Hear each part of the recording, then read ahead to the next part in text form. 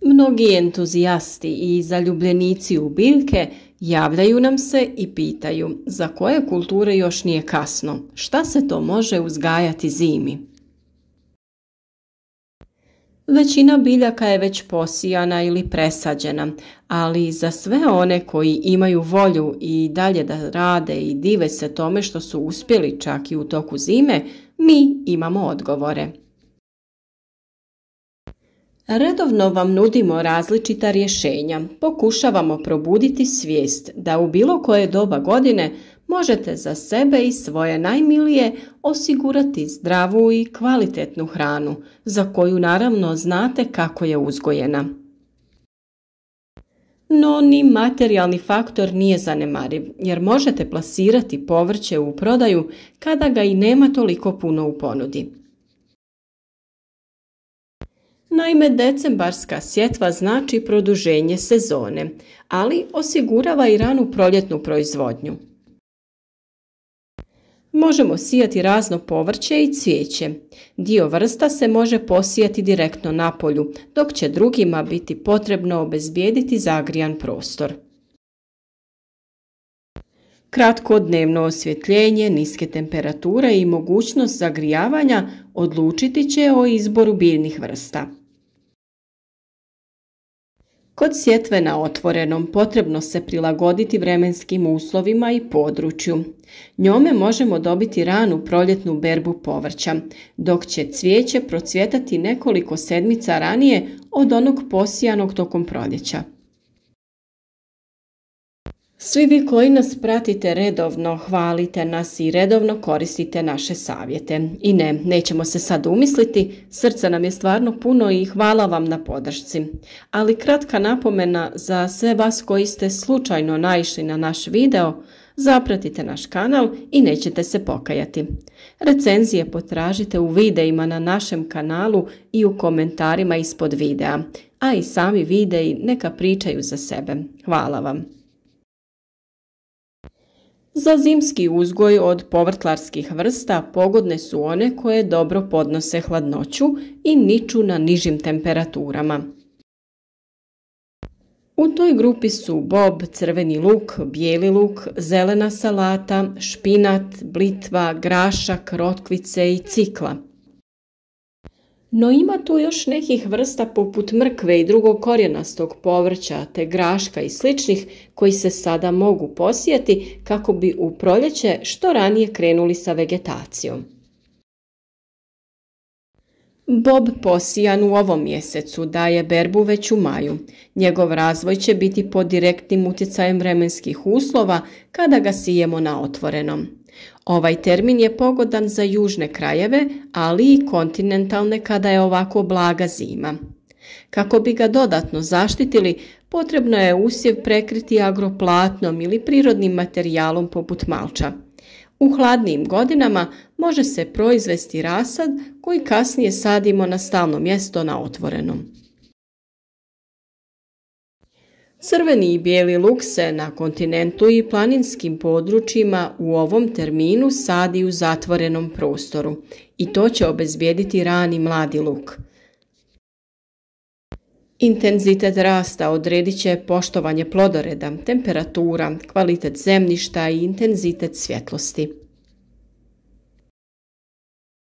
Ukoliko vam uslovi tla dozvoljavaju sadnju na otvorenom, jednostavno gredice nakon sadnje prekrijte slamom ili nekom drugom vrstom malča.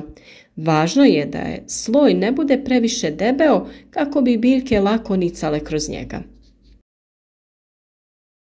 Lisnato povrće je veoma zahvalno za sjetvu tokom zime. Zelena salata će biti odličan izbor. Trebate znati da se crvene sorte odlikuju jačim okusom, dok su zelene nešto slađe. Ako volite jače okuse, za vas su tu i rikola i gorušica. Blitva je veoma otporna i vani može izdržati cijelu zimu. Kako bi preživjela, potrebno ju je zaštititi, a špinat je prava riznica vitamina i minerala. O zimskom uzgoju mrkve smo detaljno pričali u nedavnom videu. Grašak je također bio tema prije koji dan, a i on je biljka koja se i sada može uzgajati. Potražite te video savjete i saznajte sve o zimskom uzgoju mrkve i graška. Ono što je svakako preporučljivo jeste da biljke koje prezimljuju vani zaštitite malčiranjem. Također, bitno je na tlo dodati nešto humusa kako bi se održavala toplina zemljišta i kako bi biljke imale dovoljno hranjiva za razvoj.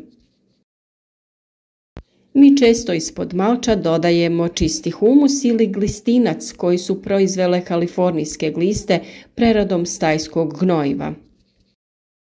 Pošto sve nestane u jedan video da objašnjavamo postupke, o tome također imate poseban video savjet na našem kanalu.